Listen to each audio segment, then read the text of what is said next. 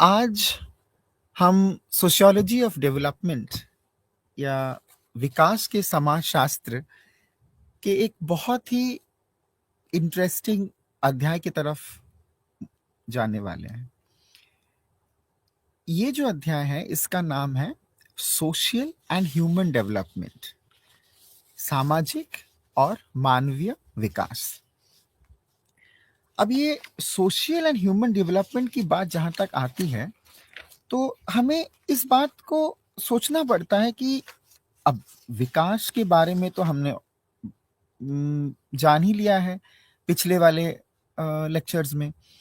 अब इस लेक्चर में ऐसा क्या है अलग जो कि मानव विकास को एक अलग तरह का विकास के बारे में बताता है और ये पहले वाले जो विकास है उससे भिन्न कैसे हैं।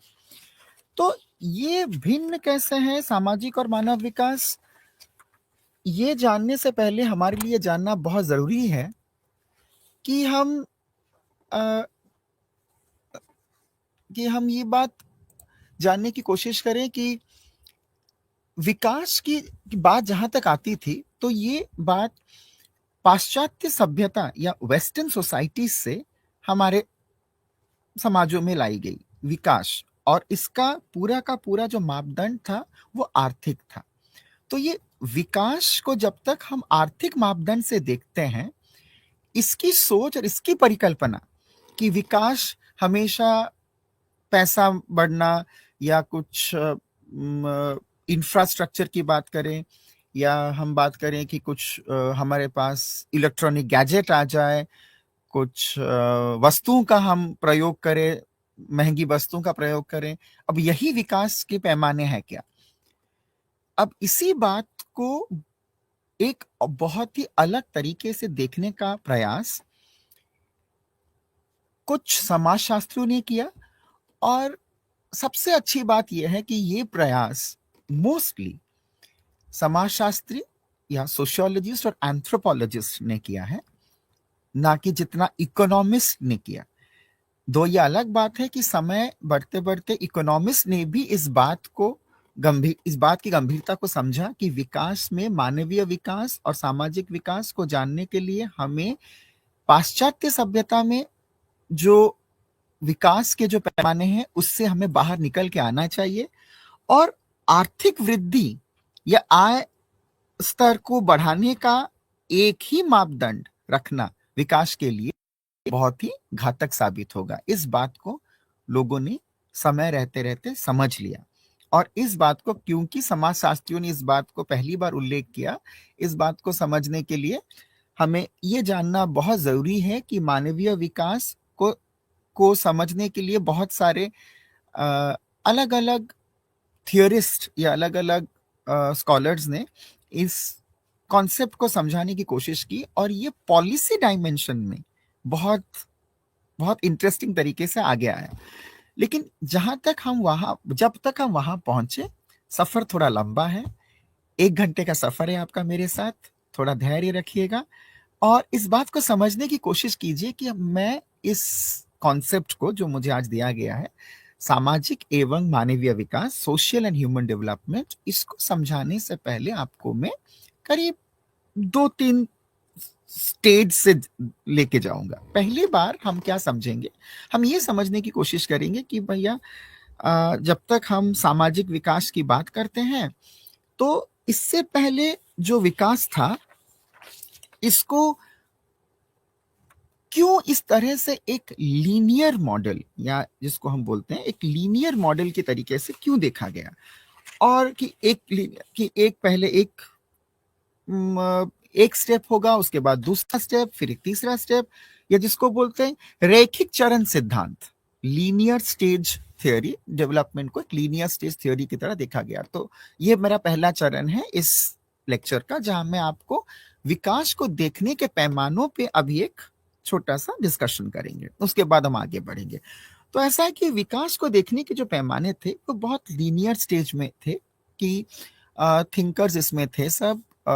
मोस्ट इंपॉर्टेंटली हमारे पास थे ऑगस्ट कॉम, कार्ल मार्क्स। उसके बाद दूसरा जो स्टेज आया वो था स्ट्रक्चरल चेंज का, या संरचनात्मक परिवर्तन का। वो क्या है वो भी हम जानेंगे। फिर आया नियो क्लासिकल काउंटर रेवोल्यूशन, या जिसको बोलते हैं नव क्लासिकी विचार। ये भी एक अपने में एक अलग तरह के बात को लेके आया, जो कि हमको समझाने पे मजबूर किया कि कैसे हम इस बात को जाने कि विकास का जो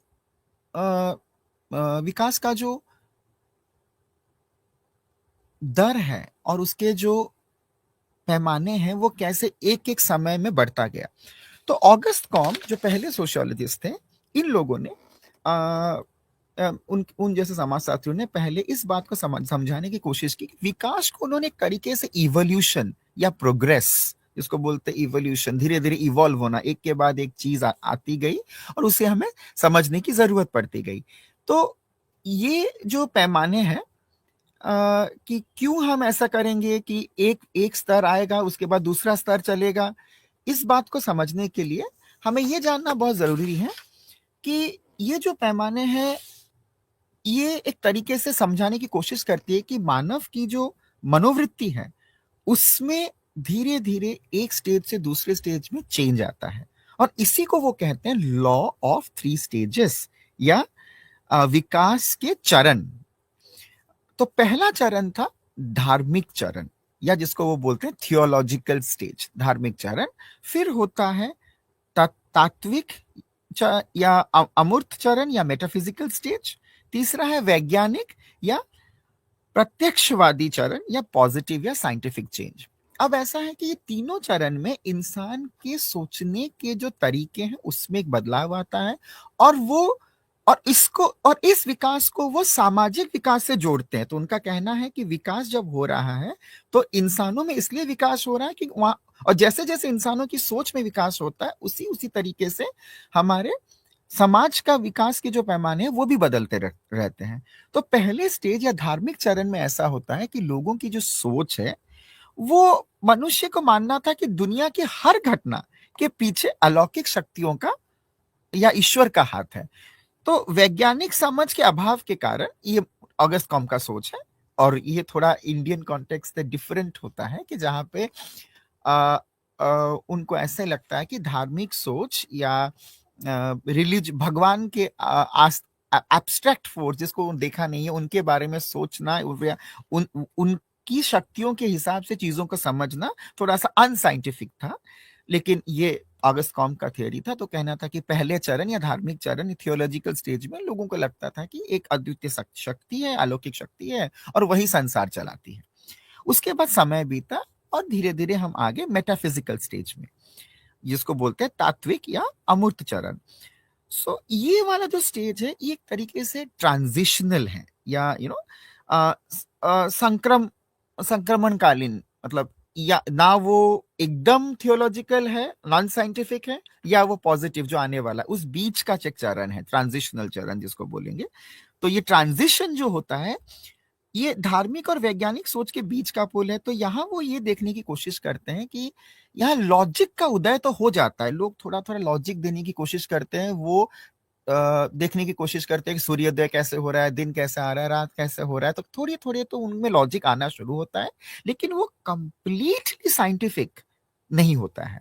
और ये जनरली मीडिएवल एजेस, जिसको हम कहते हैं मीडिएवल एजेस, मध्यकालीन समाज, उस समय के सोच को माना जाता है कि वहां उस समय पे मेटाफिजिकल स्टेज था। तो ये चरण मुख्य रूप से मध्य युग के दौरान देखा गया, और जहां दार्शनिकों ने ब्रह्मांड की व्याख्या करने की कोशिश की, लेकिन प्रयोगों के बजाय विचारों पर अधिक जोर दिया गया। तो एक्सपेरिमेंट काम करके फिलॉसफी ज्यादा दिया गया। तो लेकिन धीरे धीरे जब वैज्ञानिक स्टेज आया तो इंसानों को समझ में आ गया, लोगों को समझ में आया कि हमें जो भी विचार देने हैं वो उसमें दो चीजों का होना बहुत जरूरी है, जिसको वो बोलते हैं कॉज इफेक्ट, कारण प्रभाव संबंध, और दूसरा बोलते हैं कि ऑब्जर्वेशन, तथ्यों का अवलोचन। तो फैक्ट्स एंड ऑब्जर्वेशन की कोई भी चीज बिना देखे, बिना उसका टैंजिबल प्रूफ देखे हम विश्वास नहीं करेंगे, और हर चीज का कॉज होगा और एक इफेक्ट होगा, एक कारण होगा और एक प्रभाव होगा, और इसी को वो पॉजिटिव या साइंटिफिक स्टेज बोलते हैं ऑगस्ट कॉम्ट। सो मैं अभी भी पहले चरण के पहले पॉइंट पे हूं कि हम जब बात करते हैं मानव विकास की, तो इसको विकास को पहले हमने एक एवोल्यूशनरी नेचर में देखा है कि एक चीज तो बदलता रहता है। तो वो इवोल्यूशन को उस पैमाने में देखने के चरण में हमारा पहला थिंकर थे ऑगस्ट कॉम्ट, जो सोचते हैं कि इंसान के सोचने की जो प्रक्रिया है वो 3 चरणों से होते हुए गुजरती है। पहले चरण में वो धार्मिक चरण होता है, जहां पे उनको लगता है कि उनको सुपर नेचुरल पावर में या ईश्वरीय अलौकिक शक्ति में विश्वास होना चाहिए। दूसरा होता है कि वो तात्विक या अमृत चरण होता है, जहां पे वो ट्रांजिशनल लॉजिक का उदय तो होता है पर पूरा साइंटिफिक लॉजिक नहीं आ पाता है, तो इस तरह से फिलोसॉफी और विचारों में रहता है। तीसरा चरण आ जाता है जहां पे वो पॉजिटिव या साइंटिफिक स्टेज होता है, जहां वो तर्क वितर्क, कॉज इफेक्ट, कारण प्रभाव, प्रत्यक्षवाद या पॉजिटिविज्म जिसे कहते हैं, प्रत्यक्षवाद का उदय होता है कि कुछ भी हम कहेंगे तो उसे हमें देखना जरूरी है कि वो उसमें हमारे पास फैक्ट है या नहीं, क्या हम उसका अवलोकन कर पा रहे हैं या नहीं, ऐसे। तो अब दूसरे थिंकर जो इस तरह की बातों के ऊपर प्रकाश डालते हैं और जो बहुत फेमस हैं, वो थे कार्ल मार्क्स। अब कार्ल मार्क्स का कहना था कि सोसाइटी प्रोग्रेस करती है पर इंसानों की सोच के हिसाब से नहीं। वो जो एक अपना एक दो चीजों की बात करते हैं। वो कहते हैं कि मोड ऑफ प्रोडक्शन, या जिसको बोलते हैं उत्पादन की फोर्सेस ऑफ प्रोडक्शन, उत्पादन की शक्तियां और उत्पादन के संबंध और relations of modes of production. So इसका मतलब मोड्स ऑफ प्रोडक्शन या उत्पादन के संबंध, मतलब आप समझ रहे हैं कि हर समाज में एक एक एक विशिष्ट प्रकार का उत्पादन की शक्ति होती है। There is a mode of production. तो कभी एग्रीकल्चरल सोसाइटी हुआ, तो अगर हम बोलें कि एग्रीकल्चरल सोसाइटी में, कृषि समाज में, mode of production will be less technical. Industrial society, या जिसको हम बोल देते हैं कि प्रौद्योगिकी आना, वहां पे मोड ऑफ प्रोडक्शन इंडस्ट्री होगा। तो वहां तक जाने से पहले वो बोलते हैं कि हर समाज में 4 स्टेज से समाज गुजरा है और उस गुजरने के साथ, समाज के उन स्टेजेस के साथ गुजरने के साथ उत्पादन की शक्तियों में चेंज हुआ है और उस चेंज के हिसाब से समाज का चेंज हुआ है। तो पहला स्टेज वो कहते हैं प्रिमिटिव कम्युनिज्म, या जिसको बोलते हैं आदिम साम्यवाद। तो ये समाज ऐसा है जहां पे कोई क्लास का कॉन्सेप्ट नहीं आता है, हर कोई समान है और हर कोई बहुत ही सिंपल जमीन औजार पर किसी एक व्यक्ति का अधिकार नहीं होता है, बल्कि पूरा समुदाय इसका स्वामी होता है। तो there is a collective ownership of resources, जिसको बोलते हैं कि सारा समाज, सब रिसोर्सेज पे सबका अधिकार है वहां पे। तो इसी को बोले आदिम साम्यवाद, प्रिमिटिव कम्युनिज्म। एक तरह से साम्यवाद है क्योंकि किसी को मारपीट नहीं करना है, सबके मतलब पर्याप्त मात्रा में सारे रिसोर्सेज हैं, तो प्रिमिटिव कम्युनिज्म चलता है और आदिम साम्यवाद चलता है। तो ये समाज का सबसे पहला और प्राचीन चरण है। उसके बाद आता है स्लेव सोसाइटी या दास प्रथा समाज। तो जैसे हम बोलते हैं कि, तो वहां पे क्या होता है, एक संपत्ति का विचार बढ़ने लगता है, तो लोग क्या करते हैं, उसी पैसे से लोग मास्टर और स्लेव होना शुरू करते हैं। तो कुछ लोग किसी के लिए काम करते हैं, वो उनके स्लेव बन जाते हैं, तो दासत्व का बात आना शुरू हुआ। तो एक दास हुआ तो दूसरा स्वामी हुआ, मास्टर स्लेव। तो ये स्लेव सोसाइटी या दास प्रथा समाज की आगमन होता है धीरे धीरे। तो आदिम साम्यवाद से दास प्रथा समाज का आगमन हुआ। उसके बाद आता है सामंतवादी समाज, जिसको बोलते हैं वो फ्यूडल सोसाइटी। तो हमारे पास तो धीरे धीरे जो पहला मोड ऑफ प्रोडक्शन आता है, जिसको बोलते हैं हम कृषि पे based, agricultural based mode of production. वहां पे लोग क्या करते हैं ना, कुछ लोग जमीन उनके नाम पे होते हैं और कुछ लोग जमीन पे काम करते हैं, जो जमीन को ओन नहीं करते, बस उनका लेबर होता है वो जो देते हैं। तो वहां पे थर्ड टाइप ऑफ सोसाइटी का की शुरुआत होती है, जिसको बोलते हैं फ्यूडल सोसाइटी या सामंतवादी समाज। और उसमें भी एक आदमी जिसके पास रिसोर्स होगा, वो होगा लैंडलॉर्ड या सामंत, या और दूसरा होगा स्लेव या स्लेव तो या सर्फ, जिसको बोलते हैं नॉट अ स्लेव, किसान। तो लैंडलॉर्ड एंड फार्मर, तो इनमें विभाजित होने लगा। tenants, people that who are working on that piece of land. So चौथा स्टेज जो आ जाता है वो कहते हैं वहां हो गया पूंजीवादी समाज, जहां पे वो लोग जिनके पास पूंजी है और वो फैक्ट्री बनाते हैं और उस पे कुछ वर्कर की तरह काम करते हैं, कुछ मैनेजर की तरह काम करते हैं। तो जो लोग काम करते हैं उनको प्रोलिटेरिएट बोलते हैं या मजदूर, और पूंजीपति हो गया बुर्जुआ। तो आप देखिए इस तरह के थियोरी में एक बहुत ही इंटरेस्टिंग आइडिया के ऊपर बेस्ड हो रहा है। वो थियोरी क्या है ना, हर समाज में एक्सेप्ट पहले वाले समाज में एक आदमी है जिसके पास उस समय के जो भी संसाधन है वो उसके कब्जे में है और दूसरे के कब्जे में वो नहीं है। There is a have and there is a have not. तो आदिम लेकिन बस पहला जो स्टेज था आदिम साम्यवाद, उसमें कोई इस तरह का डिवीजन नहीं होता है। और दूसरे वाले स्टेज में शुरू हो जाता है स्लेव सोसाइटी या दास प्रथा समाज में मास्टर स्लेव। फिर फ्यूडल सोसाइटी आ जाता है जहां पे आप बोलेंगे कि सामंत भी हुआ और किसान, दास किसान या सर्फ जिसको वो बोल रहे हैं। उसके बाद कैपिटलिस्ट सोसाइटी में आ जाता है बुर्जुआ या पूंजीपति और मजदूर या प्रोलिटेरिएट। उसके बाद उन्होंने एक समाज की सोच तो की थी, पर वो समाज आज तक आया नहीं है, वो है कम्युनिज्म। उनका सोचना है कि वर्कर्स, इसी चौथे स्टेज में बहुत सारा विद्रोह हो जाता और वर्कर सब रिसोर्सेस को अपने हाथ में ले लेते हैं, स्टेट सोशलिज्म की तरफ चला जाता और कम्युनिज्म साम्यवाद फिर से वापस आ जाता। लेकिन ये स्टेज अभी तक आया नहीं है या पता नहीं कब आएगा, लेकिन सोच ऐसी ही थी मार्क्स जी की। और इसको एक तरीके से बोलेंगे तो यही जो सोच है, इन्हीं सब इस तरह के ऑगस्ट कॉम और मार्क्स की सोच को हम लीनियर स्टेज ग्रोथ थ्योरी या रैखिक चरण सिद्धांत के नाम से जान रहे हैं। अब बात होता है कि ऐसे रैखिक चरण सिद्धांत के बाद एक दूसरा मॉडल आता है डेवलपमेंट को समझने का, जिसको हम बोलते हैं स्ट्रक्चरल चेंज। तो इस स्ट्रक्चरल चेंज में आर्थर लुइस नाम के एक व्यक्ति थे जिनका कहना था कि आप जितना भी औद्योगिकी अर्थव्यवस्था में इन्वेस्ट करेंगे और कृषि से निकल जाएंगे, स्ट्रक्चरल चेंज मतलब सोसाइटी का स्ट्रक्चर चेंज हो जाएगा, वो अग्रारियन स्ट्रक्चर से इंडस्ट्रियल की तरफ चला जाएगा, तभी वो डेवलप करेगा, तभी उसका विकास होगा। सो आर्थर लुइस स्ट्रक्चरल चेंज की बात कर रहे हैं, जहां पे वो आशा करते हैं कि लोग ग्रामीण इलाकों को छोड़ के शहरी इलाकों में आए और वो वहां पे प्रौद्योगिकी में मदद करें, इंडस्ट्रियलाइजेशन हो जाए। तो ये जो ट्रांजिशन होगा एग्रीकल्चर से इंडस्ट्रियलाइजेशन की तरफ, यही मेजर चेंज बन जाएगा, स्ट्रक्चरल चेंज हो जाएगा विकास के लिए।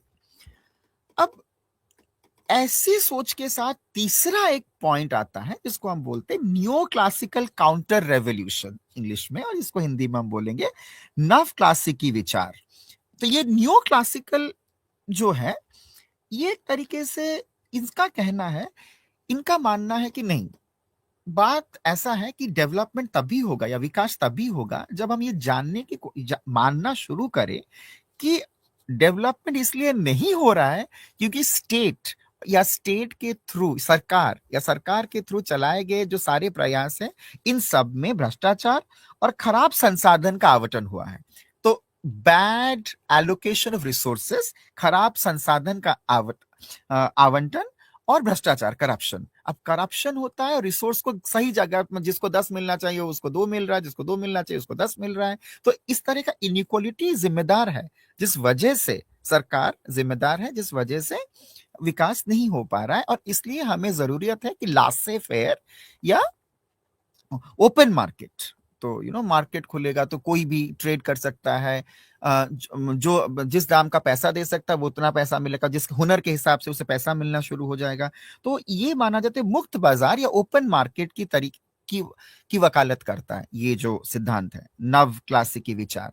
तो हमने अभी तक जो चीज पढ़ा है, इसमें ये बात तो तय है कि विकास को जिस तरह से पाश्चात्य संस्कृति से हम थोड़ा सा प्रेरित होके जो हमने देखा, जितने राइटर्स आपने देखा, जितना नाम मैंने बोला, ये सब वेस्टर्न राइटर्स हैं, इनके हिसाब से विचार एक तरीके से लीनियर डेवलपमेंट है, वो मल्टी लीनियर नहीं है, क्योंकि विकास लीनियर डेवलपमेंट है और विकास का, और ये चाहे वो 3 स्टेजेस से हो ऑगस्ट कॉम का, या वो कार्ल मार्क्स के बारे में हम बात करें जहां वो 4 स्टेज की बात करते, 5वां जो कभी आया नहीं, या आर्थर लुइस के यू नो ये जो संरचनात्मक परिवर्तन या स्ट्रक्चरल चेंज, इसकी बात करें, इन सब में हम देख रहे हैं कि एक तरफा विकास हो रहा है, और वो मोड ऑफ प्रोडक्शन में चेंज होगा, और उनको ऐसा लेकिन लास्ट में जहां अंत होता है इन सारे विकास है, चाहे वो मोड ऑफ प्रोडक्शन से चेंज का विकास की बात करें, या हम इस बारे में बात करें कि हम मोड ऑफ प्रोडक्शन नहीं चेंज करेंगे, लेकिन हम पद्धति को बदल देंगे कि हम एग्रीकल्चरल से इंडस्ट्रियल आ जाए, या हम स्टेट से मार्केट की तरफ चले जाए, पैमाना विकास का बस एक ही रहेगा, वो है किसके पास कितना आय है, या income levels become the only index of development, या विकास को जानने का एक ही पैमाना हो जाएगा, वो है कि किसका कितना आय में कितनी वृद्धि हुई है, how much increase in income levels we have got. Now this is where the problem came with this classical idea of development. ये जो क्लासिकल आइडिया था डेवलपमेंट का, इसमें अब गड़बड़ होना शुरू हो गया. तो लोगों ने कहा कि नहीं भैया, अब ये जो विकास है इसमें कुछ गड़बड़ है, और ये जो विकास है ये हमारी संस्कृति और हमारे लोगों को समझने में बिल्कुल मदद नहीं करती है. और तो अब लोगों ने बोला भाई ऐसा क्या बात है, और ऐसा क्यों आप ऐसा क्यों कह रहे हैं. ये पहल 1990s 1980 के दशक या 1990 के बिगिनिंग में, और 1980 के लेट 1980s या अर्ली 1990s में ये पहल शुरू हो गई, जहां पे इस बात का घोर खनन किया गया कि आय को विकास का अंतिम लक्ष्य नहीं, बल्कि मानवीय खुशहाली प्राप्त करने को एक साधन मानना चाहिए. ये बहुत ही अहम बात है. Income is not an end in itself, rather income is a way to attain human happiness. तो मानवीय खुशहाली या ह्यूमन हैप्पीनेस को पाने का महज एक जरिया है आय, वो अंत अपने में नहीं है. आय को आप अंतिम लक्ष्य मत मानिए. So income is the route to human happiness, और यहीं से शुरुआत हो गया ह्यूमन डेवलपमेंट के कॉन्सेप्ट का, या सामाजिक और मानव विकास के कॉन्सेप्ट का. तो अब इस कॉन्सेप्ट का जब शुरुआत होता है, तो इसमें मोटा मोटी इस बात का उल्लेख किया जाता है कि ऐसा क्यों हम कह रहे हैं. अब ये बात जाननी बहुत जरूरी है कि इसके पीछे का लॉजिक क्या है, और ऐसे कहने से हम उन चीजों को अलग तरीके से कैसे देखना शुरू करते हैं. क्योंकि ये अब दूसरा चरण है इस लेक्चर का. मैंने कहा था आपके 3 चरण है. पहला चरण था कि डेवलपमेंट कैसे हुआ, और डेवलपमेंट के मूलतः मेन स्ट्रीम व्यूज या मूलतः व्यूज क्या है. और अभी जो हम दूसरे चरण में पहुंच रहे हैं, यहां हम ये देख रहे हैं कि इस मूलतः व्यू में प्रॉब्लम ये था, या इसमें दिक्कत ये थी कि हम इनकम को या आय को सबसे ज्यादा इंपॉर्टेंट मानने की कोशिश कर रहे हैं. अब ऐसी सोच को हमें चेंज करने की जरूरत हुई. तो ये चेंज कैसे आया, और तीसरा चरण में जब हम जाएंगे तब हम ह्यूमन डेवलपमेंट इंडेक्स, या जिसको हम बोल रहे हैं कि फाइनल स्टेज में ह्यूमन डेवलपमेंट इंडेक्स, और वो कैसे रिपोर्ट्स में परिणत हुआ, ये सब चीज हम देखेंगे. वो थर्ड स्टेज. अब हम आते हैं सेकंड स्टेज में. हम अब हैं कि हम ये जानने की कोशिश करते हैं कि ह्यूमन डेवलपमेंट का जो कॉन्सेप्ट है वो क्या है. अब डेवलपमेंट में दिक्कतें आ गई कि अब आपने आय को सब कुछ बोला, और हमको दिक्कत यह है कि आय बस खुशी पाने का तरीका है, और ह्यूमन हैप्पीनेस या मानवीय खुशी सबसे ज्यादा इंपॉर्टेंट बात है. ये जरूरी नहीं है कि आय कितना है या नहीं है, आय महज एक जरिया है. अब इस बात को कहने का कारण ये हुआ कि ये सोच का जो सबसे स्ट्रॉन्ग एडवोकेट, या इसके जो सबसे बड़े आलोचक थे इस सोच को आगे बढ़ाने वाले, वो थे अमर्त्य सेन. तो अमर्त्य सेन ने अपने किताब डेवलपमेंट एज फ्रीडम नामक किताब में इस आइडिया का सबसे जोरदार तरीके से इसका उद्घाटन किया है। तो that he was the first one who pioneered the concept of human development. और उनका कहना क्या है, वहां पे दो बातें हैं। पहली बात, इसको थोड़ा ध्यान से समझिए। पहली बात यह है कि पहला जो मॉडल है, मतलब क्लासिकल डेवलपमेंट मॉडल, उनका जो कहना है कि क्लासिकल डेवलपमेंट मॉडल हमें इस बात को हमें मानने के लिए मजबूर कर रही है कि अगर हमारे पास इनकम है तो ही हम डेवलप्ड हैं या हम खुश हैं। उनका कहना जी नहीं, डेवलपमेंट के 3 पैमाने हैं। एक, शिक्षा या एजुकेशन, स्वास्थ्य या हेल्थ, बुनियादी मानवीय आवश्यकताएं या बेसिक ह्यूमन नीड्स का पूरा होना बहुत जरूरी है। तो ये उनका जो कॉन्सेप्ट आया कि एजुकेशन, हेल्थ और बेसिक ह्यूमन नीड्स, शिक्षा, स्वास्थ्य और बुनियादी मानवीय आवश्यकताओं के ऊपर उनका जो जोर दिया उन्होंने, ये ह्यूमन डेवलपमेंट का पहला चरण है, ह्यूमन डेवलपमेंट कॉन्सेप्ट का पहला चरण है। जहां पे इस बाद में इस आइडिया को इंस्टीट्यूशनलाइज किया गया रिपोर्ट्स में, पॉलिसी में, वो बात की बात है। पर पहली बात, प्रमुख बात उन्होंने कही कि उनको ऐसा लगता था कि बहुत सारे समाज है जो कि हमेशा एक गैजेट के होने या एक इंडस्ट्रियल प्रोडक्ट के अपने पास होने को खुशी नहीं मानते हैं। खुशी, डेवलपमेंट या विकास तभी हो सकता है या तभी सही माना जा सकता है जब हम जाने कि एक इंसान के पास ये सब चीजें हैं, जो कि है शिक्षा, स्वास्थ्य और मानवीय आवश्यकताओं को पूरा करने की क्षमता। अब आता है दूसरी बात, इसको बोलते हैं वो कैपेबिलिटीज एंड फंक्शनिंग्स का नाम देते हैं। तो कैपेबिलिटी फंक्शनिंग का मतलब है कि मेरे में कैपेबिलिटी क्या है। मेरे में कैपेबिलिटी क्या, मैं बहुत जल्दी पढ़ सकता हूँ। तो अगर मैं जल्दी पढ़ सकता हूं तो क्या मेरे को ऐसे, मेरा दिमाग बहुत प्रखर रूप से काम करता है, लेकिन अगर मेरा दिमाग काम करता है तो फिर ऐसा है कि इस प्रखरता को सही पैमाने में आगे बढ़ाने के लिए मुझे उस तरह के संसाधनों का, उस तरह के वातावरण का होना बहुत जरूरी है जिसमें मैं पढ़ सकूं।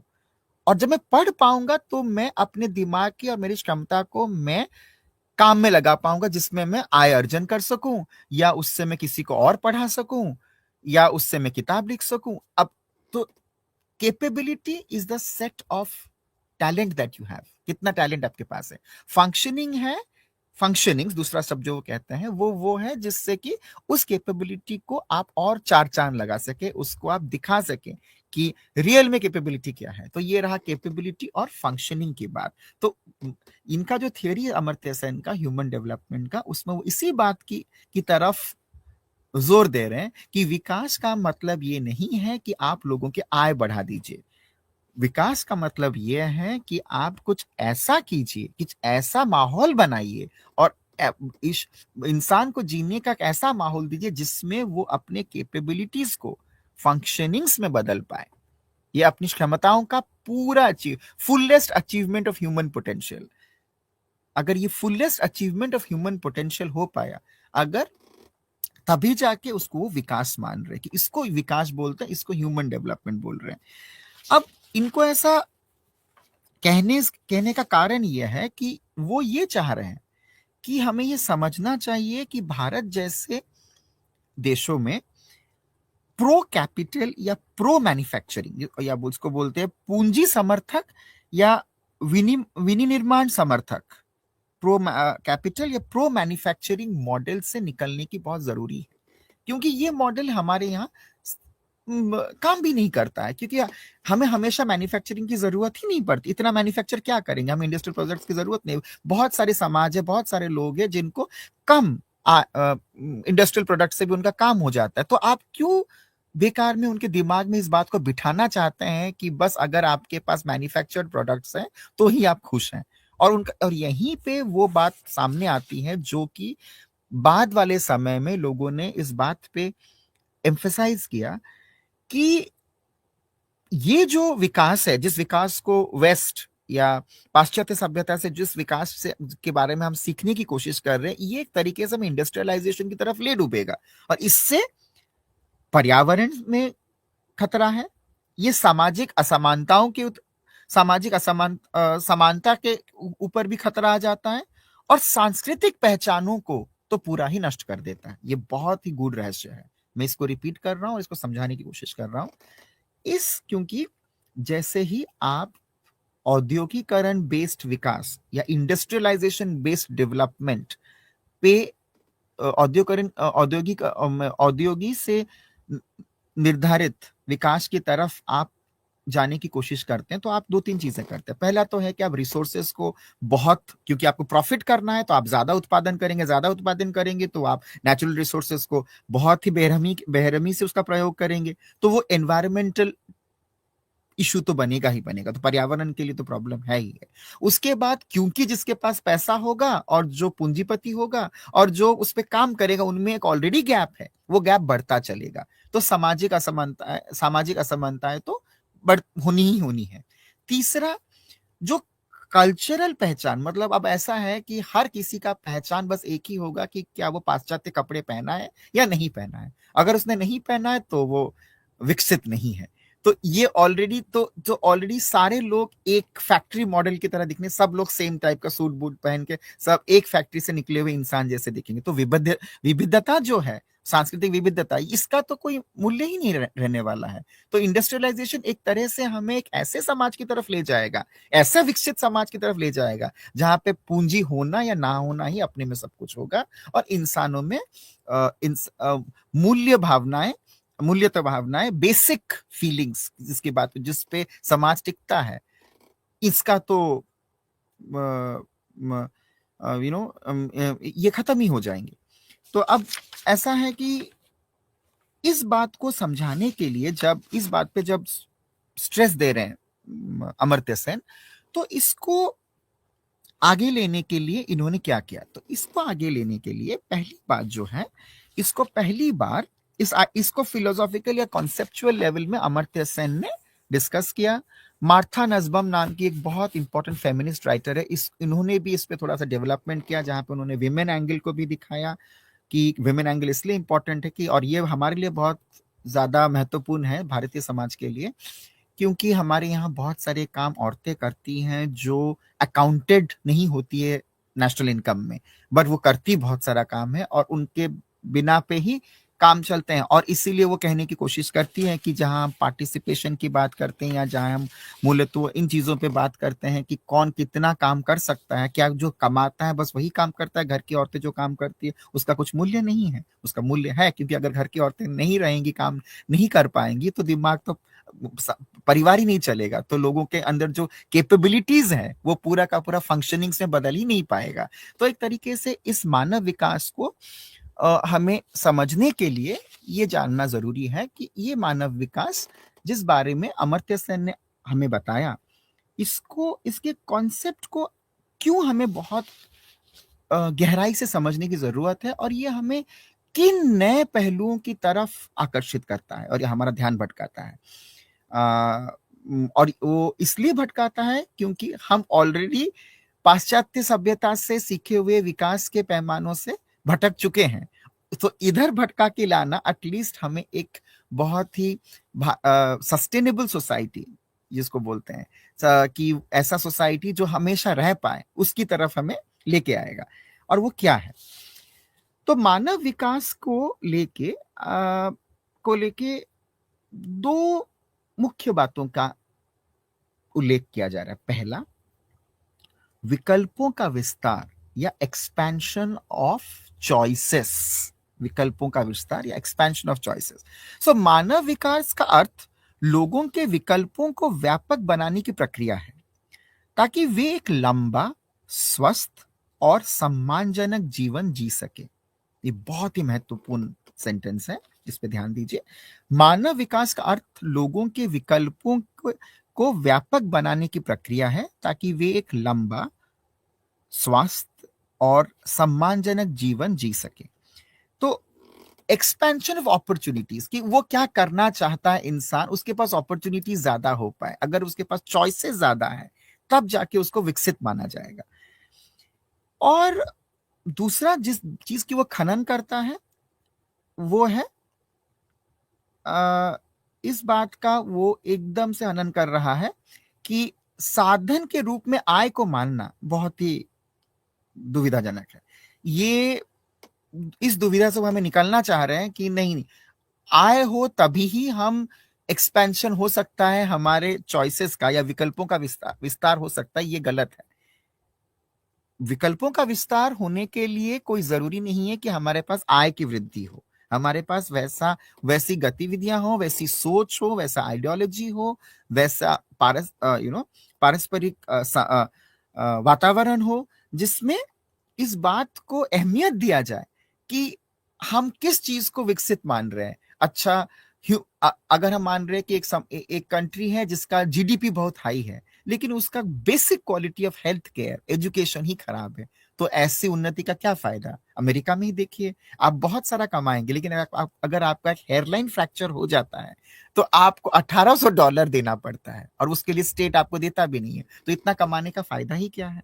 और यही वाली बात कि अमीर देशों में ज्यादा पैसा कमा के ज्यादा खर्चा भी करना पड़ता है, और क्यों करना पड़ता है, ये एक रहस्य है जिसको ये गुत्थी सुलझाती है। और यहां हम आएंगे तीसरे चरण में इस लेक्चर के, जिसको बोलते हैं understanding development through GDP and purchasing power parity. इसको हम अब समझाएंगे, और यही लास्ट हम इसी तरफ जाएंगे तीसरे चरण में, ये दूसरे चरण से होते हुए। और लास्ट में यही वाला रहस्य जो है, ये हमें समझाएगा कि क्यों हमें मानवीय की विकास को ही अच्छा समझना चाहिए, ना कि आय की वृद्धि या इकोनॉमिक डेवलपमेंट को ही हमें इंपॉर्टेंट समझना चाहिए। Why human development is better than economic development as a true understanding of development. कि विकास को समझने का जो पैमाना है, वो मानवीय विकास को ही हमें सही पैमाना मानना चाहिए, ना कि आर्थिक विकास को, इकोनॉमिक ग्रोथ।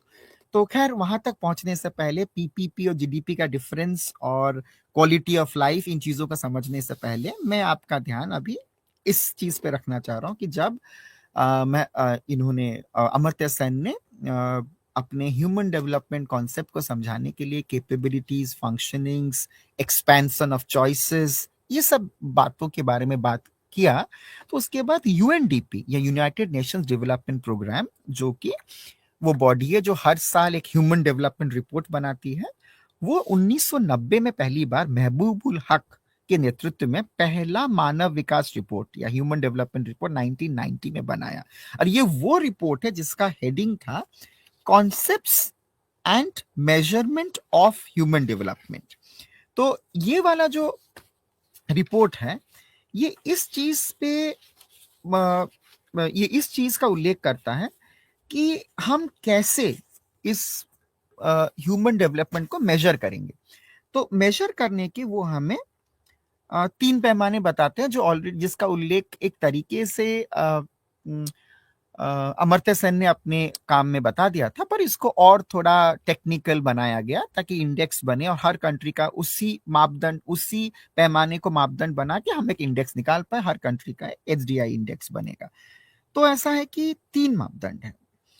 तो पहला मापदंड है दीर्घायु या लाइफ लॉन्जिविटी, जिसका इंडेक्स होगा लाइफ एक्सपेक्टेंसी। सो जितना लाइफ एक्सपेक्टेंसी होगा, वो उस कंट्री का पहला कंपोनेंट होगा ह्यूमन डेवलपमेंट मेजर करने का। दूसरा कंपोनेंट या मापदंड जो कि समझाएगा कि कितना ह्यूमन डेवलपमेंट है, वो है ज्ञान या knowledge. So that means literacy levels या साक्षरता, कितनी साक्षरता किस समाज में है। तीसरा जीवन स्तर, स्टैंडर्ड ऑफ लिविंग या क्रय शक्ति। ये क्रय शक्ति से होगा, standard of living that is purchasing power, कौन कितना खरीद कर, उस कंट्री में उतने ही पैसे में कौन कितना क्या खरीद। तो 100 रुपए में हम भारत में क्या सामान खरीद सकते हैं, 100 रुपए में हम विदेश में क्या सामान खरीद सकते हैं। परचेजिंग पावर पैरिटी की बात हो रही है। ये तीसरा बात आ गया। तो मैं फिर से रिपीट कर रहा हूं कि ह्यूमन डेवलपमेंट इंडेक्स या एचडीआई का जो गठन हुआ, जो कि ह्यूमन डेवलपमेंट को दिखाने का तरीका है, उसके 3 कंपोनेंट थे। फर्स्ट लाइफ एक्सपेक्टेंसी या जीवन प्रत्याशा, साक्षरता या लिटरेसी, तीसरा क्रय शक्ति या परचेजिंग पावर। तो आपका स्टैंडर्ड ऑफ लिविंग, आपका नॉलेज और आपका हेल्थ, ये 3 चीज बताएगा कि आप कितने डेवलप्ड है, और वही सही पैमा ह्यूमन डेवलपमेंट का वही इंडेक्स बनेगा। तो इससे पहले कि हम इस कॉन्सेप्ट की तरफ जाएं, समझने की कोशिश करें, ये बहुत जरूरी है कि हम अब इस बात पे आए कि अब ये दो चीजें हैं। पहला है कि ह्यूमन डेवलपमेंट और जीडीपी में फर्क, और जीडीपी और पीपीपी में फर्क, या परचेजिंग पावर पैरिटी में फर्क। और यही मेन चीज आ गई है कि ह्यूमन डेवलपमेंट को क्यों हमें अलग तरीके से देखने की जरूरत है। तो ऐसा है कि एक कंट्री मानिए बोलिविया और एक कंट्री है ग्वाटेमाला। तो एक तरह से बोला जाए तो बोलिविया का जो जीडीपी पर कैपिटा जीडीपी है वो बहुत कम है ग्वाटेमाला से, पर उसका ह्यूमन डेवलपमेंट इंडेक्स, जिस स्तर का लोगों का जो पढ़ाई स्वास्थ्य वहां पे है, वो ग्वाटेमाला से कहीं ज्यादा है। तो यद्यपि ग्वाटेमाला जीडीपी में काफी आगे है बोलिविया से, पर एचडीआई ह्यूमन डेवलपमेंट इंडेक्स में उससे कम है। तो ग्रॉस डोमेस्टिक प्रोडक्ट कितना वो उत्पादन करता है, ग्रॉस डोमेस्टिक प्रोडक्ट एक जगह में कितना उत्पादन हो पाता, जीडीपी, तो जितना सामान वो पैदा कर पाता, जितना वैल्यू है उसका उसका वैल्यू ज्यादा हो सकता है ग्वाटेमाला का ज्यादा वैल्यू है बोलिविया से। मतलब उस समाज में बहुत सारे लोग बहुत सारा सामान पर, तो ग्रॉस डोमेस्टिक प्रोडक्ट उस समाज में ज्यादा, प्रोडक्ट्स और सर्विसेज दोनों मिला के, सर्विसेज मतलब जो हम श्रेय देते हैं अपना, कि श्रेय कि the labour that we put into work, that is your services. So for example, तो इवन इफ आपका जीडीपी ज्यादा है फिर भी आपका एचडीआई कम है, इसका मतलब है कि आपके यहाँ लोग कमा तो रहे हैं पर वो सबके पास एक प्रॉपर बैलेंस में बट नहीं रहा है, कुछ लोग उसका फायदा ज्यादा उठा दे रहे हैं ना। यहीं से प्रॉब्लम आ जाता है पूंजीवाद का, और इस बात का कि जब जब ग्रीड बनेगा, जब तक लोगों में लोभ रहेगा, तो हम पॉलिसीज हमारी ऐसी रहेंगी कि कुछ ही लोगों के पास हम पैसा जाने दें, और कुछ लोग तो किसी की शादियों में 200 करोड़ का खर्चा हो जाएगा, तो किसी की शादी में 20 रुपए का 200 रुपए का खर्च होगा। तो अब तो इसको वेबलेन का एक बड़ा अच्छा कॉन्सेप्ट था, कॉन्स्पिक्युअस कंजम्पशन, मतलब दिखावे वाला कंजम्पशन। तो हम ऐसी चीजें कंज्यूम करें ताकि लोग देख पाए। तो ये सब चीजें निकल के आती हैं जब हम बहुत सारा डेवलपमेंट, इनकम और प्रौद्योगिकी और वस्तुओं से हम आंकलन करते हैं कि कौन कितना डेवलप्ड है। तो कॉन्स्पिक्युअस कंजम्पशन होगा कि दिखावे वाली शादियां, कॉन्स्पिक्युअस कंजम्पशन होगा, लेकिन रियल ग्रोथ तो होगा ही नहीं, रियल डेवलपमेंट तो होगा नहीं, क्योंकि बहुत सारे लोग बिना पैसे के रह जाएंगे, कम पैसे के साथ रह जाएंगे। तो इस बात को समझने के लिए हमें ये जानना जरूरी है कि ये जो जीडीपी और एचडीआई में जो फर्क आने लगा, इस फर्क को कैसे क्या बताऊं, इस फर्क को कैसे हम रोजमर्रा की जिंदगी में जानने की कोशिश करेंगे। तो इसको जो जानना है, इसको जानने के लिए हमें यह जानना बहुत जरूरी है कि एक कॉन्सेप्ट निकाला गया जिसको बोलते हैं पीपीपी, या परचेजिंग पावर पैरिटी, या क्रय शक्ति समता। ठीक है, परचेजिंग पावर पैरिटी हिंदी में बोला जाएगा क्रय शक्ति समता। तो क्रय शक्ति समता का अर्थ होता है कि एक सिंपल तरीके से अगर बोले कि दी इंग्लिश में और हिंदी में अगर मैं इसको ट्रांसलेट करके बोलूं तो एक है कि the the total basket of goods and services that one can get with a certain amount of money, और in Hindi if I say वस्तुओं और सेवाओं, गुड्स एंड सर्विसेज की टोकरी खरीदने के लिए कितनी धनराशि की आवश्यकता है। तो ये धनराशि बदलती जाएगी देश से देश। अब ये क्या, इसका अर्थ क्या है, मैं आपको एक एग्जाम्पल बताता हूँ। ऐसा है कि मैंने मैकडॉनल्ड से बर्गर मंगवाया है दिल्ली में भी, और मैकडॉनल्ड से बर्गर मैंने मंगवाया है लंदन में भी। अब ऐसा है कि दिल्ली में मैं जब रहता था तो मेरा आय 40,000 रुपया हुआ करता था, उन दिनों की बात है। और जिन दिनों उसी के एक साल के बाद जब मैं जाता था 40 रुपए, सॉरी तो 40,000, मेरा एक रिसर्च स्कॉलर के हिसाब से मेरी आय उन दिनों होती थी 20,000 रुपया, 15-20,000 रुपए होते थे। उसी समय जब मेरा विदेश में एक कॉमनवेल्थ स्कॉलरशिप के अंतर्गत जब मैं गया एक साल के लिए, तो वहां मेरी आय हो गई 1 लाख रुपया। तो मुझे लगा भाई हमारा तो बहुत अच्छी बात है कि हमारा उत्थान हो गया, हमारा डेवलपमेंट हो गया है। पर हमारा ये भ्रम टूट गया, क्योंकि परचेजिंग पावर पैरिटी ने हमें समझा दिया कि क्वालिटी ऑफ लाइफ उतने ही पैसे में मेरी दिल्ली में ज्यादा अच्छी थी, ना कि लंदन में। कारण क्या है कि वहां पे जब मैं बर्गर मंगवाता था तो यहाँ पे, तो उन दिनों डिलीवरी चार्ज घर में आके देने के लिए वो डिलीवरी चार्ज लेते थे 20 रुपए, बर्गर और जीएसटी मिला के, और बर्गर का टोटल वैल्यू हो के मान लो 200 रुपए में बर्गर आ जाता था। तो मैं अगर चाहूं तो हर दिन अगर बर्गर खाऊं तो पता नहीं, मैं शायद 100 बर्गर खा लूं 20 रुपए में, 20,000 की आमदनी में। लेकिन जिन दिनों मैं वहां था तो वहां पे बर्गर का स्टैंडर्ड कॉस्ट था 10 पाउंड, तो मतलब 1,000 रुपया, और घर पे डिलीवरी करने का और 5 पाउंड, तो मान लो 15 पाउंड, मतलब 1,500 रुपए। तो 200 रुपए, 1,500 रुपए, तो मैं कितने बर्गर खा सकता हूँ? 100, 1,500, 1 लाख। तो उसमें कुछ ज्यादा फर्क तो नहीं पड़ा कि बर्गर वहां पे तो मैं एटलीस्ट 100, तब तो मुझे 1.5 लाख कमाना पड़ेगा 100 बर्गर खाने के लिए विदेश में। लेकिन 100 बर्गर मैं अपने 20,000 में खा ही सकता हूँ एक महीने में। लेकिन खाली बर्गर खा के तो नहीं जीना है, पैसा का तो अलग जगह भी हमें इन्वेस्टमेंट करना है। तो मेरे घर का भाड़ा, कमरे का भाड़ा उन दिनों दिल्ली में हुआ करता था 1 रूम सेट का 6,000 रुपया। तो कितना हुआ? Almost 30% of my income. एक कमरे का भाड़ा विदेश में, लंदन में, उन दिनों था 40,000 रुपए, 10,000 पर मंथ। तो ये तो बहुत ज्यादा हो गया। तो करीब 50%, तो यहाँ पे करीब 25% या 30% मेरा घर का भाड़ा खर्चा होता है, वहां पे 40-45% तो घर का भाड़ा ही खर्च हो जाएगा। तो अब एक ही, तो इसी को बोलते हैं कि 100 रुपए में जितनी सुविधाएं, या 20,000 रुपए में जितनी सुविधाएं दिल्ली में ले सकता हूं, उससे कहीं कम सुविधाएं मैं लंदन में ले सकता हूं। तो इसीलिए इसको हम लोग ये समझने की कोशिश करते हैं कि हमें लग सकता है कि पाउंड ज्यादा महंग स्ट्रांग है करेंसी, लेकिन जो क्वालिटी ऑफ लाइफ वो वहां पे देगा, आपका घर का स्तर भी बहुत खराब होगा, या बहुत महंगा, या उसी स्तर का घर आपको चाहिए तो आपको ज्यादा पैसे देने पड़ेंगे, और आपका आमदनी जो है वो बढ़ जाएगा। तो खर्चा अठन्नी, आमदनी रुपया, आमदनी अठन्नी, खर्चा रुपया। तो ऐसी बात है कि ये वाली जो बात है कि परचेसिंग पावर पैरिटी, कि उतने ही पैसे में ज्यादा नंबर ऑफ गुड्स मिल सकते हैं, इसीलिए भारत को आईएमएफ ने 2025 में जीडीपी के हिसाब से इंडिया को 5th लार्जेस्ट इकोनॉमी बोला, बट परचेजिंग पावर पैरिटी के हिसाब से 3rd लार्जेस्ट इकोनॉमी बोल दिया है। तो हम एब्सोल्यूट टर्म में हो सकता है कि कम है, लेकिन रियल टर्म्स में, क्योंकि real is real, that is how you live life, मानवीय विकास के हिसाब से हमारा purchasing power, quality of services we get is better.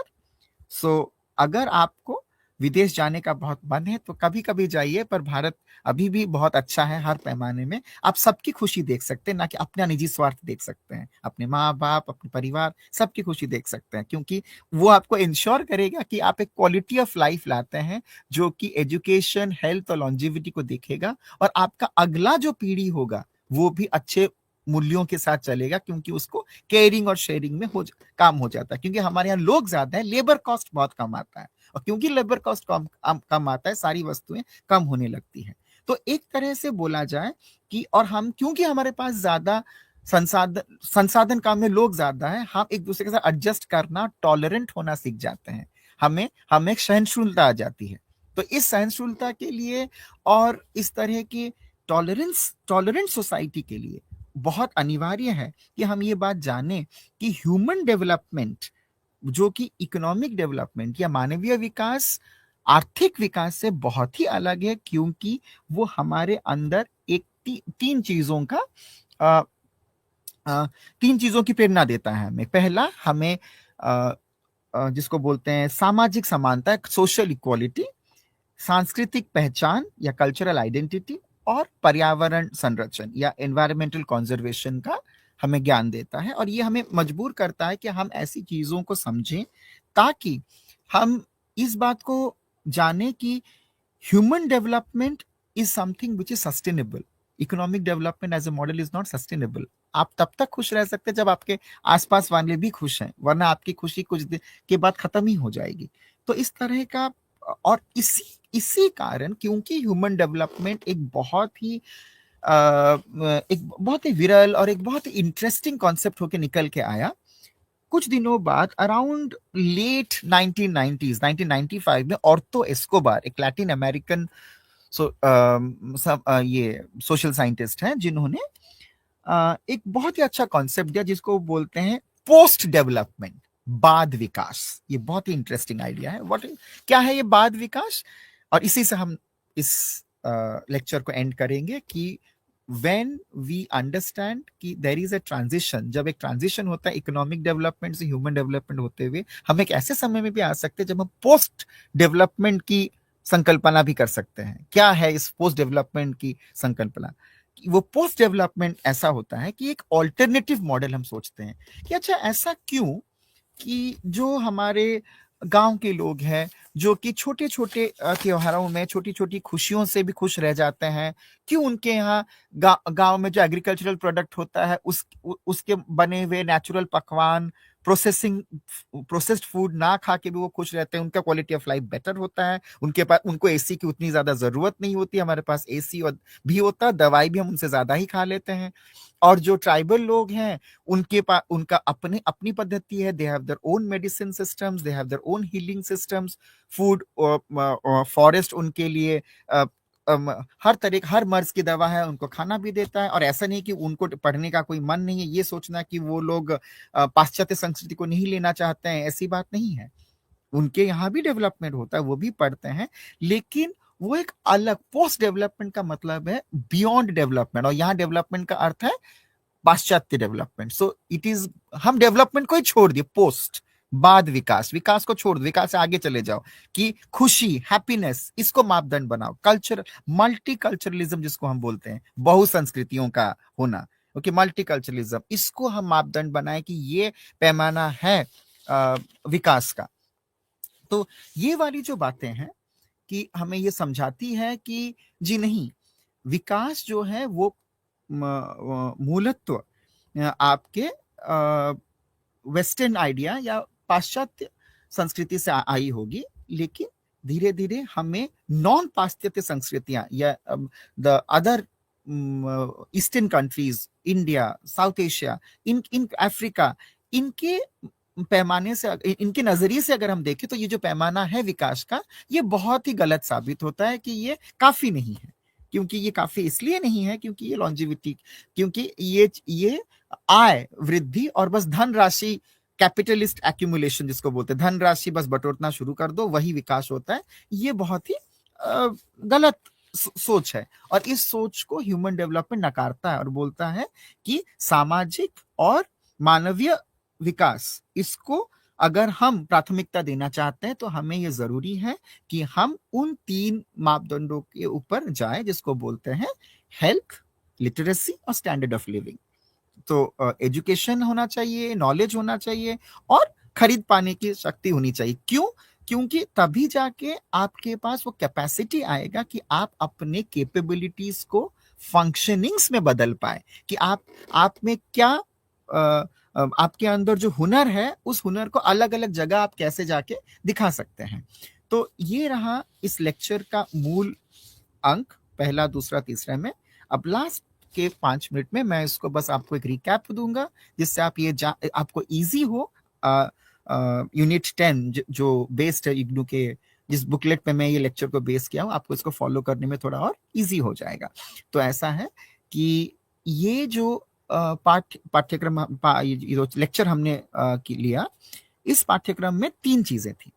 पहला बात कि विकास या आर्थिक विकास को मूलत्व आर्थिक विकास की नजरिए से देखा गया है, और ये जो आर्थिक विकास है, इसको फिर एक स्टेज या लीनियर प्रोग्रेस, एक स्तर से दूसरे स्तर में जाना, इस तरीके से देखा गया था। और इसमें प्रमुख लेखक जिन्होंने इसमें योगदान दिया था वो थे ऑगस्ट कॉम और कार्ल मार्क्स। तो ऑगस्ट कॉम के हिसाब से हम धार्मिक चरण, तात्विक चरण या वैज्ञानिक चरण, थियोलॉजिकल, मेटाफिजिकल और पॉजिटिव स्टेज में से हो आते हैं और इसी को लीनियर प्रोग्रेस की तरह देखा जाता है। दूसरी बात यह है कि मार्क्स बोलते हैं नहीं नहीं, ये इंसानों की सोच जो बदलती रहती है हर स्टेज में, वो इंपॉर्टेंट नहीं, वो निर्धारण नहीं करता है कि समाज कैसा है। क्या निर्धारण करता है समाज कैसा है? कि वहां का मोड ऑफ प्रोडक्शन या उत्पादन की पद्धति क्या है, मोड ऑफ प्रोडक्शन, वो हमें बताएगा कि लोगों का एक दूसरे पे कैसे संबंध होंगे और कैसा विकास चलेगा। तो वो कहते हैं कि 4 स्टेज थे। एक था प्रिमिटिव कम्युनिज्म या आदिम साम्यवाद, स्लेव सोसाइटी या दास प्रथा समाज, फ्यूडल सोसाइटी या सामंतवादी समाज, और पूंजीवादी समाज या कैपिटलिस्ट सोसाइटी। तो और हर सोसाइटी के बदलते बदलते किसने उत्पादन की पद्धति को अपने पास रखा, the owners of the means of modes of production. So that is the वो एक क्लास बनता था, दूसरा ग्रुप बनता था, हैव या हैव नॉट की बात वो करते हैं। तो एक ग्रुप वो बनता था जिसने उत्पादन के संसाधनों को अपने कब्जे में रखा। तो स्लेव सोसाइटी में मास्टर था, क्योंकि उत्पादन की पद्धति थी स्लेव, जो स्लेव जिसके पास रहा वो रहा मास्टर, दूसरा रहा स्लेव। या दास और स्वामी, स्वामी है आपका मास्टर और दास है स्लेव। दूसरा हो गया आपका सामंतवादी समाज, जिसमें लैंडलॉर्ड या सामंत के पास जमीन है, इसीलिए वो एक तरह से बॉन्डेड लेबर जिसको बोलते हैं सर्फ, तो अपने अंडर वो टेनेंट को रखता है। तो अर्धदास, एक तरह से सेमी अर्धदास किसान इनको रखता है। और तीसरा जो समाज हो गया बुर्जुआ प्रोलिटेरिएट या पूंजीपति और मजदूर। तो इस तरह से जो समाज में जिस तरह का दो ग्रुप बना, मोड ऑफ प्रोडक्शन या उत्पादन की पद्धति के बेसिस में, ये बताता है कि समाज में डेवलपमेंट कैसे होगा, क्योंकि समाज को डेवलप, कौन कितना डेवलप है उसका आंकलन हम उसी पैमाने पे करेंगे। लेकिन उसके बाद स्ट्रक्चरल चेंज की बात आई और आर्थर लुईस ने बोला कि नहीं नहीं, ऐसा कुछ नहीं है, कौन कैसे सोचता है, किसके पास रिसोर्स है, वो इंपॉर्टेंट नहीं है, आप कैसी पद्धति लगाते वो इंपॉर्टेंट है। और सबके लिए एक ही पद्धति सही है, जो कि पाश्चात्य लोगों ने बोला है हमें, वेस्टर्न सोसाइटीज डेवलप किए हैं, क्योंकि वो औद्योगिकरण की तरफ गए। तो आप लोग सब शहरों को, गांव को छोड़ के शहरों की तरफ आइए, तभी आप विकसित बन जाएंगे। उसके बाद न्यू क्लासिकल थियरिस्ट है, वो बोले नहीं नहीं, कौन सा मोड पकड़ते हैं, कौन रिसोर्स रखता है, कौन कैसा सोचता है, ये तरीका नहीं है विकास को समझने का। वो है कि कैसे काम होगा, सरकार के दबाव में काम होगा या फ्री मार्केट में काम होगा, वो बोलेगा विकास क्या होगा। ओपन मार्केट या लासे फेयर का कॉन्सेप्ट वो बता रहे हैं। लेकिन ये सब जो कॉन्सेप्ट थे, ये बहुत बार इन सब में औद्योगिकरण और आय वृद्धि, यही इनके पैमाने बन गए। उसके बाद हम हाई ह्यूमन डेवलपमेंट की तरफ, और ह्यूमन डेवलपमेंट या सामाजिक और मानव विकास ने बोला नहीं नहीं, ये कौन मोड ऑफ प्रोडक्शन कंट्रोल करता है, कौन कैसे सोचता है, स्टेट देख रहा है या मार्केट देख रहा है, इसको छोड़िए। इंपॉर्टेंट है कि लोगों के पास कितना, उनके पास चॉइसेस है। हमारे लिए वो सबसे ज्यादा इंपॉर्टेंट है कि चॉइस किसके पास कितना ज्यादा है। अगर विकल्प उसके पास नहीं है जीने का, तो वो विकसित नहीं है। और चॉइसेस होने से ये फायदा होता है कि हमारी जो कैपेबिलिटीज है वो फंक्शनिंग्स में बदल जाएंगी, और हम बेसिक हेल्थ, एजुकेशन और स्टैंडर्ड ऑफ लिविंग अपना ले पाएंगे।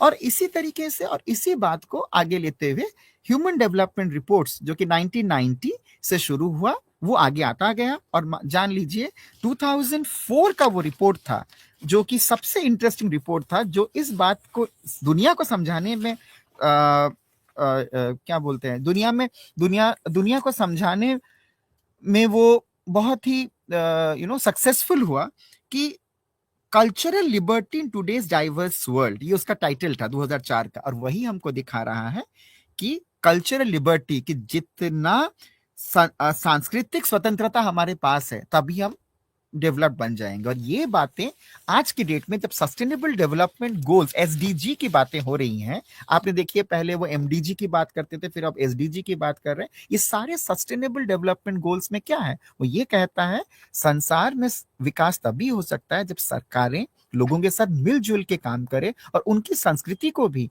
अपने नियमों में इंक्लूड करने की कोशिश करें, तो तभी जाके सस्टेनेबल डेवलपमेंट, ऐसा विकास जो देर तक भी रह पाएगा।